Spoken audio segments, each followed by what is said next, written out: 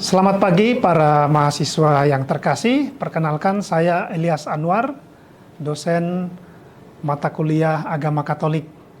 Pada saat ini kita akan membahas bersama materi tentang Yesus Kristus. Bagaimana di dalam Perjanjian Lama dan Perjanjian Baru dan juga karya Yesus dalam karya keselamatan Allah. Pertama-tama kita melihat apa yang dikatakan dalam Katekismus Gereja Katolik, bahwa sumber iman Katolik itu adalah Allah Tritunggal, dan pusatnya pada Yesus Kristus yang berinkarnasi, hadir dalam kehidupan manusia menjadi manusia. Maka kita akan mendalami pertama-tama tentang Yesus Kristus dari arti namanya. Dalam bahasa Ibrani disebut Yosua atau Yehosua, sedangkan bahasa Yunani adalah Yesus. Arti nama Yesus ini sendiri adalah Yahweh adalah pertolonganku. Yahweh adalah penyelamat atau pertolongan. Dan Kristus Mesias yang diurapi. Nah, kita akan mengetahui bersama bagaimana Yesus dari Nazaret yang disebut Mesias, yang kita tahu dalam kitab suci. Maka ketika kita berbicara tentang Yesus Kristus, kita pertama-tama melihat dalam kitab suci. Dalam Perjanjian Lama, para nabi sudah menubuatkan bagaimana kedatangan Mesias yang hadir menyelamatkan manusia. Dan hal ini disempurnakan dalam kitab suci Perjanjian Baru. Kita melihat, mungkin kita juga bertanya-tanya, bahkan orang-orang pada zaman Yesus bertanya-tanya, siapakah Yesus ini? Sampai dia berani bertindak dan mengatakan sebagai utusan Allah. Bahkan dia sendiri adalah Allah sendiri. Nah, kita lihat dalam gelar-gelar Yesus yang dikatakan dalam kitab suci. Misalnya, gelar Tuhan, Kyrios.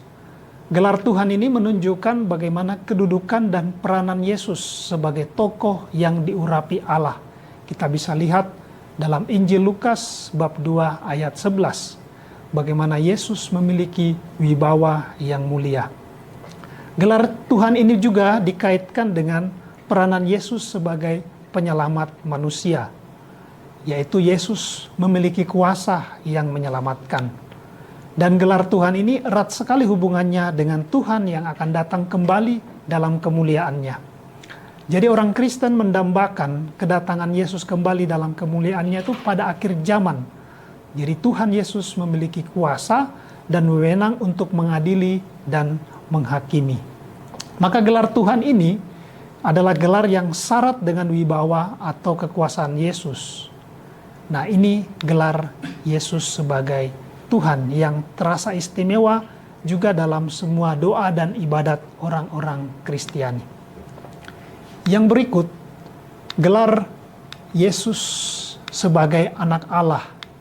Gelar anak Allah ini menunjukkan hubungan yang khas antara Yesus dan Allah sendiri. Tidak ada hubungan yang begitu erat dan mesra seperti Allah dan Yesus. Kita bisa lihat dalam Injil Yohanes bab 10 ayat 30. Gelar anak Allah ini menunjukkan bahwa antara Yesus dan Bapa itu berbeda. Nanti mahasiswa juga bisa melihat dalam materi Allah Tritunggal, bagaimana pribadi Yesus itu bukan mau menunjukkan sama dengan Allah Bapa, tetapi keilahiannya sama. Nah, di sini mau menunjukkan bagaimana hubungan yang erat, bahkan mesra. Ya, namun Yesus tidak pernah sama dengan Allah Bapa. Karena Allah Bapa tentu saja berbeda dengan Yesus Sang Anak. Itu dikatakan dalam Yohanes 14 ayat 28. Anak dan Bapa memiliki peran yang berbeda.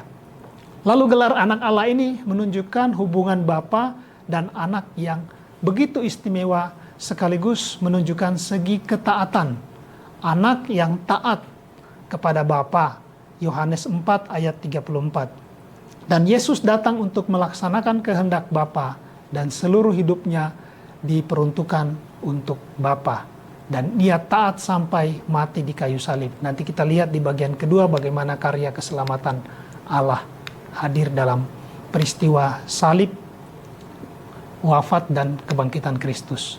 Lalu kita juga melihat dalam kitab suci salah satu gelar misalkan menyebut Yesus sebagai juru selamat.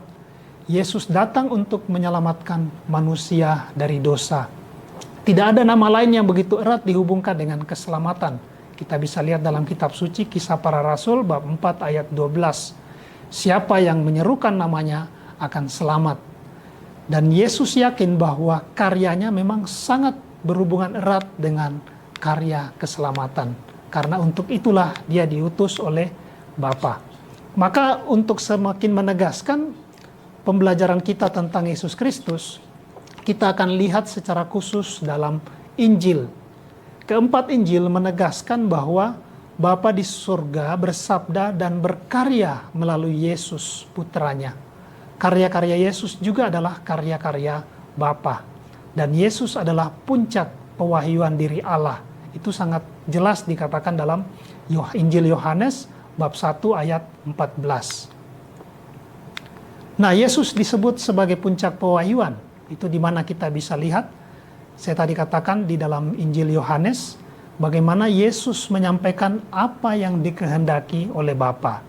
Apa yang dikehendaki oleh Bapa yaitu Bapa tidak ingin manusia sebagai ciptaannya itu jatuh dalam dosa, mengalami kematian dan selesai begitu saja, tetapi manusia mau diselamatkan. Karena inilah menjadi kerinduan dari Allah yang mau menyelamatkan manusia melalui Yesus Kristus. Maka Yesus disebut sebagai kepenuhan karena wahyu Allah baik dalam perjanjian lama maupun dalam perjanjian baru itu terpenuhi di dalam Yesus Kristus. Kita sudah tahu bersama dalam perjanjian lama bagaimana para nabi menubuatkan kedatangan Mesias tadi, lalu dalam perjanjian baru itu menjadi jelas dalam diri Yesus Kristus. Lalu yang berikut kita melihat bagaimana bagian kedua Yesus Kristus dalam karya penyelamatannya. Ketika kita bicara tentang keselamatan, kita tidak terlepas dalam penjelasan wahyu dan iman. Wahyu artinya Allah yang menyatakan dirinya kepada manusia, dan iman artinya manusia yang menanggapi wahyu Allah itu. Dan di tengah-tengahnya itu adalah Yesus Kristus. Nah, inilah yang menjadi jalan keselamatan di mana kepenuhan wahyu Allah tadi terjadi dalam diri Yesus Kristus. Allah yang karena kasih-Nya itu sudah mempunyai rencana supaya manusia dalam karyanya itu mengalami keselamatan. Dan itu hadir dalam diri Yesus Kristus. Maka karya keselamatan Allah itu senantiasa sudah dinyatakan, dihadirkan dalam diri Yesus Kristus yang menjadi manusia. Maka seperti yang saya katakan di pengantar tadi, pusat iman kita, pusat iman Katolik itu adalah Yesus Kristus. Karena Allah yang menghendaki manusia selamat, yaitu dalam Kristus, maka Kristus pun harus diwartakan kepada semua orang. Maka kehadiran Yesus yang menjadi kepenuhan wahyu Allah itu nampak dalam sabda dan karyanya. Yesus mewartakan kerajaan Allah itu melalui sabda dan karyanya. Apa yang diwartakan melalui sabdanya, melalui perumpamaan-perumpamaan, melalui kisah-kisah yang disampaikan oleh Yesus, dan juga melalui keberpihakan Yesus, yaitu misalkan kepada orang-orang yang tidak diterima dalam masyarakat. Yesus menyampaikan pengajaran dan perumpamaan itu, bahkan juga teguran. Melalui karyanya, Yesus juga tidak sekedar bersabda, tetapi juga dia bertindak dan berkarya, misalkan dengan melakukan mujizat-mujizat. Sehingga secara keseluruhan, ketika kita bicara tentang Yesus Kristus, sebenarnya itu berpusat juga pada kerajaan Allah. Kerajaan Allah yang hadir merajai hati dan hidup kita. Nah, Yesus sudah melaksanakan kerajaan Allah itu, dan Yesus mengajarkan kerajaan Allah itu dalam ajaran cinta kasih yang juga dia bawa dari Bapanya. Maka para mahasiswa, puncak pewartaan Yesus itu selalu kita harus bertitik tolak dari pengalaman kisah sengsara, wafat Yesus disalib, dan bangkit. Karena peristiwa sejak sengsara, wafat, dan kebangkitan itu menjadi satu kesatuan sebagai puncak pewartaan Yesus. Nah, itulah peristiwa keselamatan yang juga kita tahu melalui peristiwa salib. Bahwa dengan kematiannya, Yesus hadir mendamaikan Allah dan manusia, dan juga manusia dengan manusia. Inilah penebusan dosa. Kalau begitu, dalam materi ini kita bertanya, kalau begitu apa yang dikehendaki oleh Allah? Tentu saja yang menjadi fokusnya adalah keselamatan. Karena begitu besar kasih Allah kepada dunia ini, sehingga Dia mengaruniakan anaknya yang tunggal, sehingga setiap orang yang percaya kepadanya tidak binasa, melainkan beroleh hidup yang kekal. Yohanes 3 ayat 16. Maka yang perlu kita pertama-tama dalam materi tentang Yesus Kristus ini adalah yang pertama kita percaya kepada Yesus. Yang kedua kita mendengarkan Yesus melalui sabda-sabdanya dalam kitab suci, khususnya Injil. Dan yang ketiga kita taat kepada Yesus lewat ajaran-ajaran yang sudah disampaikannya.